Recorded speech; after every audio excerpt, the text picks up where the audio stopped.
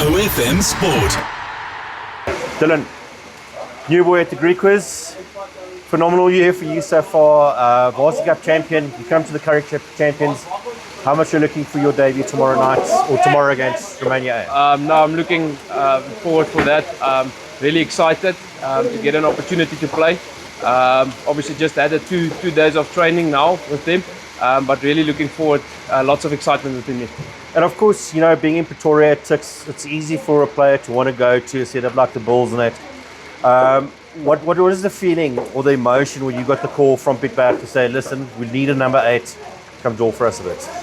No, I was pretty ecstatic. As I said, as a Varsity Cup player, you always just look for an opportunity or hope for an opportunity to come along your way. So when I got the call, I'm really excited for it and just grateful actually for getting an opportunity.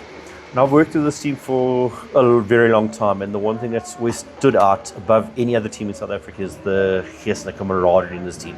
Is this something that you picked up pretty quickly with them? Yes, from the first day, really enjoyed it with the boys.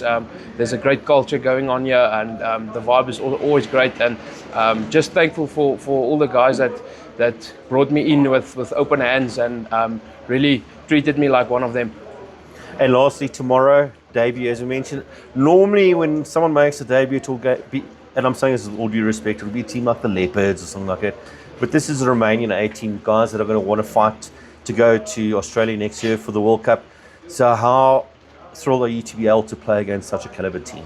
No, it's a massive privilege. Obviously, competing against guys that's on a high level, playing rugby at a high level. There will probably be a couple of internationals in the team that will play in that game. So yeah, really looking forward to that and just competing with them as well.